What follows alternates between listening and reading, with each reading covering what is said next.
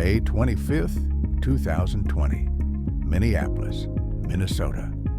A single moment, captured on camera, would send tremors through the modern world.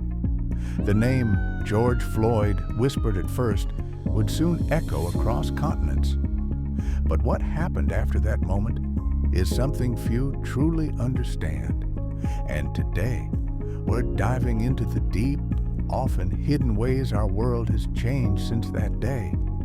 Some shifts are obvious.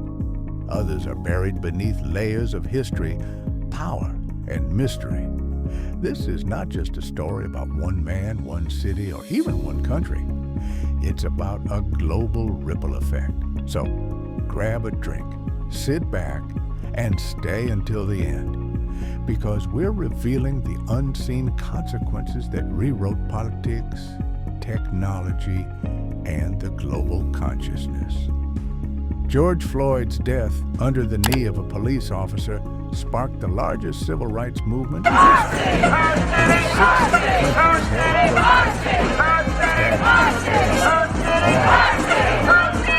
to understand the scale of this event, we need to step back, because history doesn't repeat itself, but it does rhyme. Think about it. The death of a black man in America led to protests in Paris, Seoul, Nairobi, and Sydney. Why? Why did this moment ignite a global outcry? Because it wasn't just about Floyd. It was a symbolic breaking point. Decades, even centuries in the making. From the echoes of slavery to colonial scars still felt in Africa and Asia, this one event acted like a global trigger. Here's a mystery for you. Why do some moments change everything while others pass quietly? Following the protests, a global reckoning began. Suddenly, terms like systemic racism, white privilege, and police militarization weren't just academic ideas. They were trending, debated, protested, and acted upon. In the UK, statues of colonial figures were pulled down. In Belgium, King Leopold's legacy, one of brutal exploitation in the Congo, was finally being challenged in the public square. Even languages began to change. Corporate brands, books, and entertainment all underwent a rapid cultural detox. But here's the twist. Did this global awareness lead to real change, or just symbolic gestures? Because while protests raged, governments scrambled. Some passed reforms, others doubled down. Let's explore a few chilling examples. In the U.S., pressure mounted on cities to defund police departments, or at least restructure them. Minneapolis even pledged to dismantle its police department, though it never quite did. But behind the curtain, a more high-tech change was happening.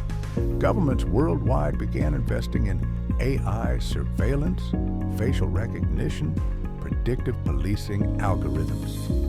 Under the guise of reform and public safety, we saw an acceleration of digital monitoring. Mystery moment.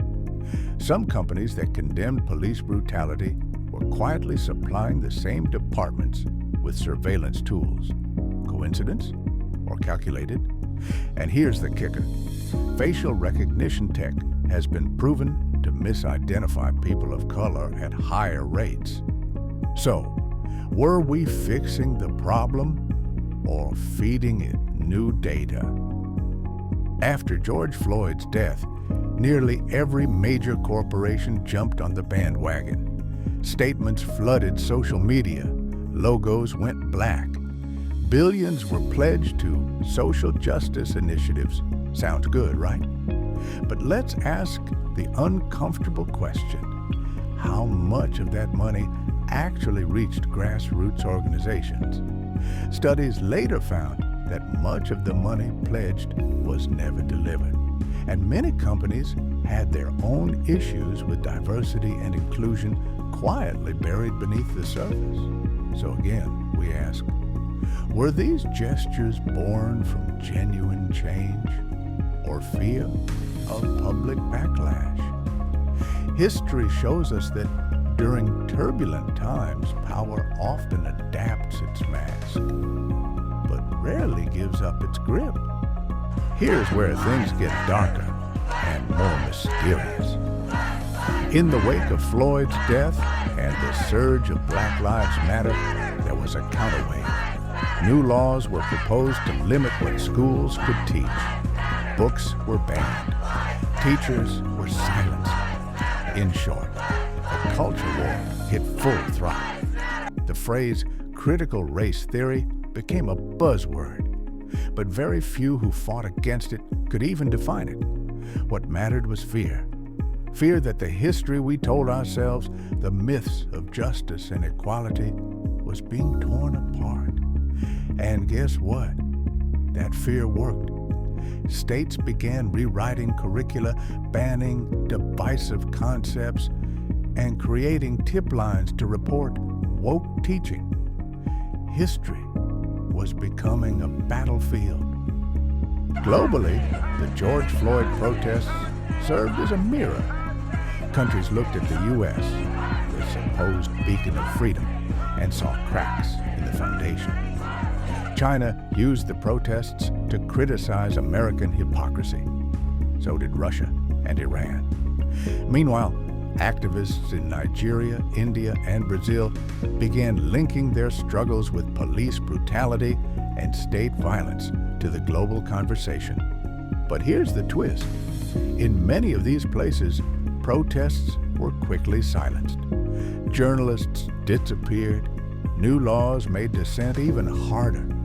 So, did Floyd's death inspire hope, or did it trigger a backlash of authoritarianism? It's a mystery that's still unfolding, but make no mistake, the world order was shaken, power structures were exposed, and some will do anything to seal those cracks. Perhaps the most long-lasting change came in a place no one expected: your phone.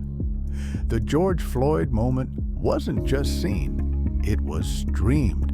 The digital revolution transformed every bystander into a witness, every voice, a megaphone.